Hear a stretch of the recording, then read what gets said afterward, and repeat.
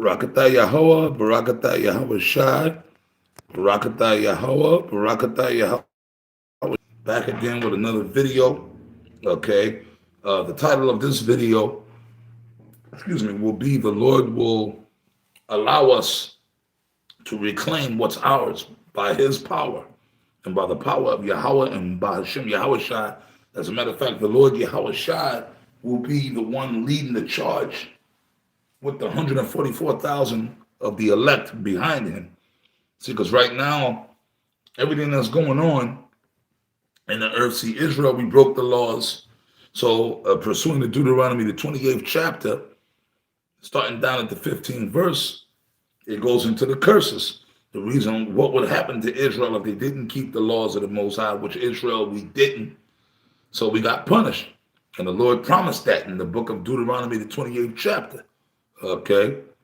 So from that point on, from back then, during the time of Moses and Aaron, we've been screwing up ever since then.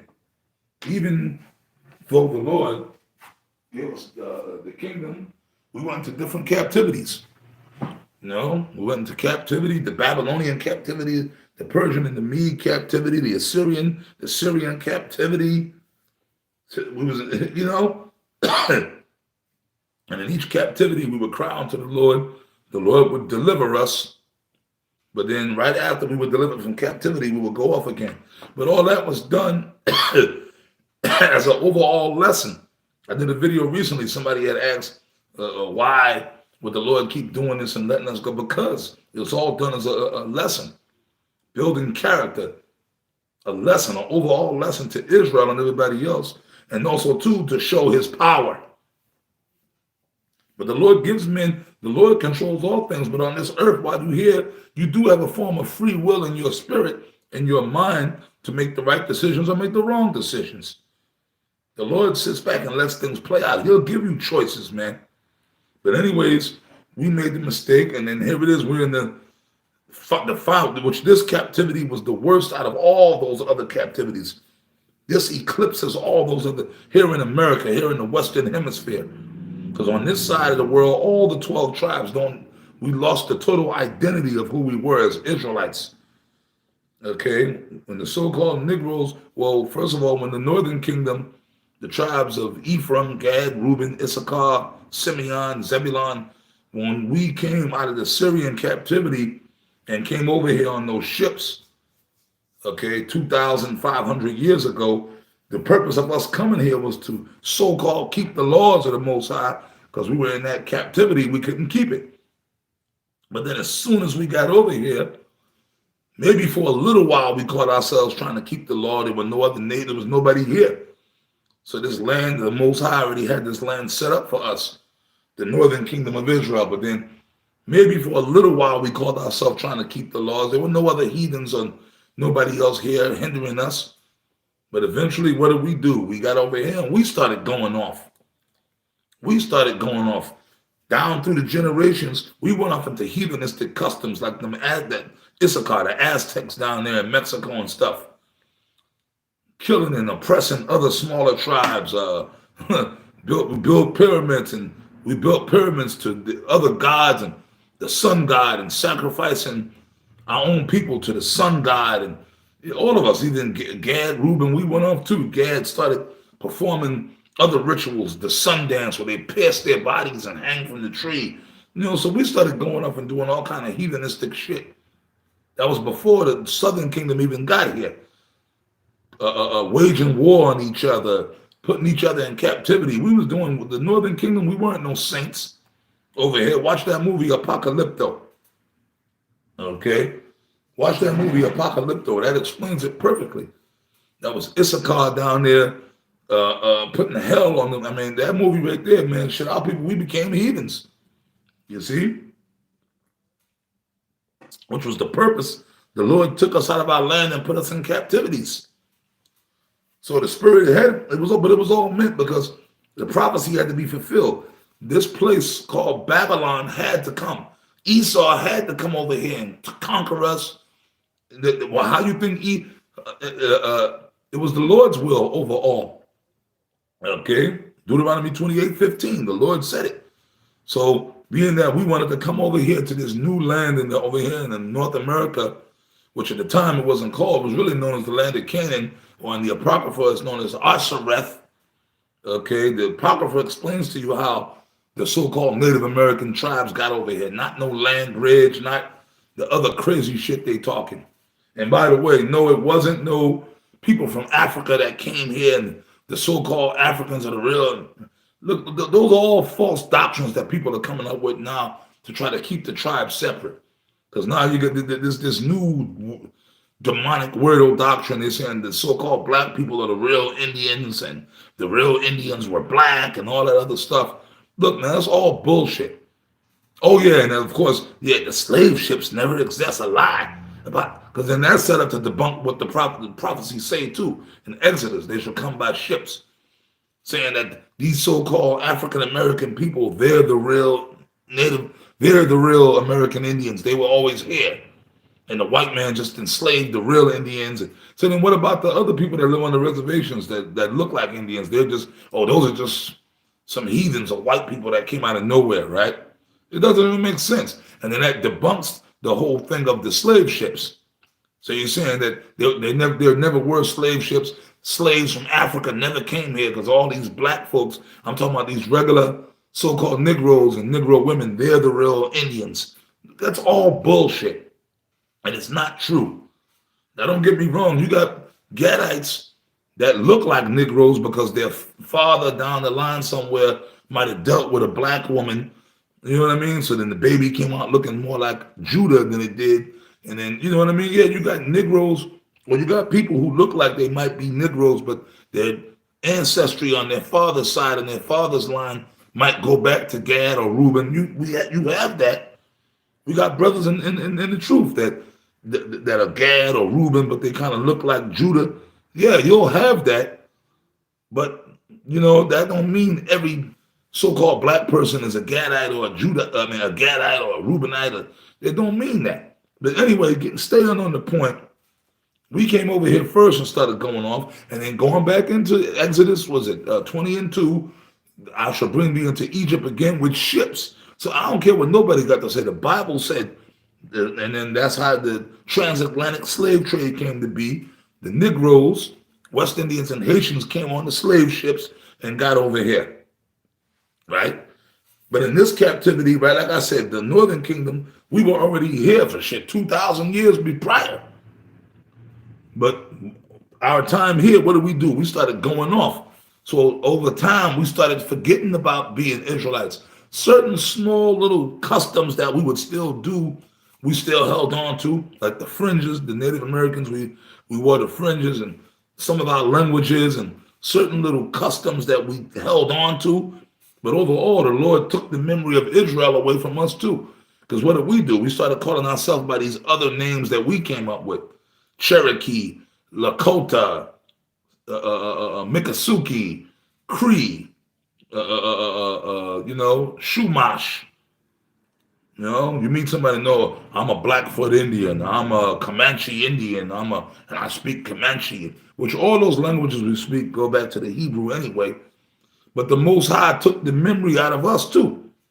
Some of the customs and some of the things we did or do still kind of relate back to our ancient Israelite culture.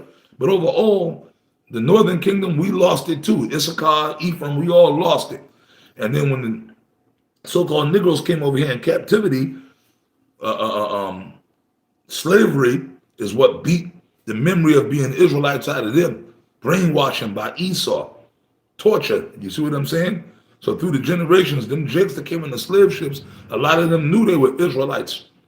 So all together, we all ended up, all the 12 tribes, we all ended up over here together. All of us, with the help of Esau embellishing it, we all forgot about the memory of being Israelites was totally taken away from us. And that land over there, Jerusalem, none of us knew that land really belongs to us, not them Amalekites over there. Because it's Amalek that's running this whole show on earth, starting with the Illuminati and the elites. So here it is, we over here, the so-called Native Americans, we think in North America, Canada, this is our land. It is our land. It was our land, but it's not no more. The Lord gave it to Esau. But our real true homeland is over there in the Middle East. Jerusalem, Israel, Palestine, along with the Negroes, all of us, man. But the Lord is going to get, but guess what? The good news is, and we've all been here, since Esau been here for the past 600 years in captivity under Esau. But as we know, pursuant to what right here, Amos 9 and 8, behold the eyes of the Lord Yahweh, while Yahweh shall upon the sinful kingdom, and I will destroy it from off the face of the earth. Okay, saving that I will not utterly destroy the house of Jacob. So right there, the Lord is going to destroy this land, America, Canada's, all that. Okay, Mexico, this so-called North America is going to be destroyed. And the scriptures say no man is going to dwell here. So as a memorial of this captivity. But we're going to get all the other parts of the earth. We ain't all just going to be cooped up in Jerusalem either. We're going to go to other planets, man. The scriptures, Yahweh Shah said, in my father's house, there are many mansions. So we're going to be wherever we want to be. We're going to have the spiritual power, new bodies. But that all starts with the elect. But when Yahweh Shah comes back and destroys this sinful kingdom, and it said he will not utterly destroy the house of Jacob, meaning the house of Jacob is going to be destroyed too. The majority of Jacob, because they too gone. Zechariah 13 and 8. So it's in the scriptures. It's telling you in the scriptures that not all Israel is going to be saved on this trip. There's going to be a large portion of Israel because they're too far gone. Look at over here in North America. All right? The majority, you got, the majority of these so-called Negroes and some of you Latino tribes too, y'all totally have embraced this alphabet people culture. And if you haven't done that, you just a demon or a weirdo, or you just wicked, or you gang banging or selling drugs or you committing adultery, whatever it might be. And the women, we ain't even gonna get into the women. These Israelite women of the tribes, they're totally gone. Okay? You see what I'm saying? But the Lord, after he destroys this, when Yahweh Shah come back with those angels and drop this place, okay, and he delivers the elect, the 144, under the leadership of Yahweh Shah and King David, under Yahweh Shah, okay, when the 144 come down out those chariots with the new superhuman bodies, hey man, the Lord, under the guidance and rulership of Yahweh Shah and King David, they're gonna lead us back to Jerusalem, and along the way, we're going to go around collecting all the nations and collecting the dispersed of our people, the Israelite foreigners that are of the elect. They're going to come along with us. I'm going to read that in Isaiah, but let me read this. But the final stop is going to be Jerusalem, because the missiles are going to destroy that land over there in Jerusalem too, because Amalek is over there. So Jerusalem, Israel, that land where Amalek is, that the missiles are going to hit that target too. So it's going to be totally destroyed, but that's going to be built back up by our slaves. We're going to reclaim that. That's home base. That's our sacred land that the Most High gave us during the time of Moses, man. Okay? That we had to fight for. So you think we ain't going to get that back? We're going to be back. The real Israelites are going to be back in their land. Right? So hence the title. But I'm going to read Amos 9 and 11. And in that day will I raise up the tabernacle of David, which is fallen, and close up the breaches thereof. That's right. The tabernacle of David represents King David himself. He's going to be back on the earth again. And close up the breaches, meaning there ain't going to be no tribal differences no more. All the 12 tribes, ain't going to be no more, black people calling Mexicans wetback, Mexicans calling black folks mayate, and all that tribal, that's going to be gone. That's going to go away with the 2/3, man. We're going to be a united nation again. And I will raise up his ruins and will build them as in the days of old. That's right. That means David, King David, and his cabinet, the men that was with the 37 mighty men, and all the men that rock with David, they're going to be there too. And build as in the days of old. So which means King David, he's going to have to go back to Jerusalem. Okay? I'm going to read this real quick. We're going to have to be, King David going to sit on the throne in Jerusalem as the earthly king over Israel, right? I'm going to read this, Galatians 4:26. But Jerusalem, which is above, is free, which is the mother of us all. That's right, man. Jerusalem, which is free. Jerusalem is going to be free again of the clutches of that damn devil, Esau, of them Amalekites, man. Okay? You see what I'm saying? Of them daggone Amalekites, man. They're going to be blasted up out of there. And the stragglers of all the other ones, because at that point, remember, we're going to have that spiritual power. We're going to have Yahushua and King David guiding us. The ones of us of the hopeful elect. And that's why the scripture says, give diligence to make your calling and election sure. That's why we got to be serious about this truth. We got to be into this thing. We got to be, because you want to be delivered, man. Now I'm going to go back to the book of First Chronicles 23 and 25, right? This is First Chronicles 23 and 25. Here we go again. For David said, and David was a prophet, the Lord Yahweh, power of Israel, okay, Yahweh Ba'ashem, Yahushai, have given rest unto his people, that they may dwell in Jerusalem forever. You see that? So the Lord, that's right. So when the Most High granted Israel with that land, it was meant for Israel to be in that land forever and to be at rest once Israel was in the land. But the Lord uprooted us out the land to punish us because we had to go through our punishments. We had to go through our punishments, but the Lord is going to return Israel back to that land. Okay? I just read in Amos where the Lord said, look, man, he's going to raise up King David again and build it as in the days of old. Then I read Galatians, it says Jerusalem is that's the mother of us all. That's the homeland. That's where the Garden of Eden was. That's the center of the earth, man, as they say. That's the Mecca of the earth, what it's going to be again when the real Israelites are there. And Amalek is going to be dragged back into slavery, back into Jerusalem, starting with the elites, and they're going to build it back up for our purposes. Now, I'm going to end off with this. Isaiah 14 and 1. We've read this a few times and broke it down. This is a scripture a lot of you brothers got to understand. For the Lord Yahweh, Yahushua, will have mercy on Jacob and will yet choose Israel. And yet choose Israel, the real Israelites. First of all, them Amalekites are not Israelites. They're Edomites, Amalekites. They're posers. And set them in their own land. What's the land? I read Galatians 4:26. Is the mother of Jerusalem, is the mother of us all. Of who? The Israelites. The Israelites. That's our land where we come from, where the Lord, that's our homeland. And the strangers will be joined with them, and they shall cleave to the house of Jacob. That's right. Cleave, meaning what? The Israelite foreigners, the ones of our people that are dispersed amongst the other nations, that don't know that they're Israelites. You see what I'm saying? When the Lord raised up the 144, they're going to gather the ones of our people, and those will be the members of the elect primarily. And we're going to be back. They're going to cleave onto us. Okay?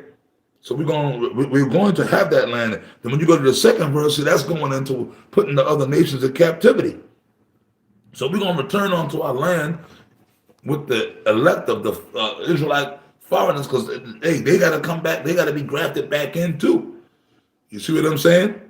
They got to be grafted back in too.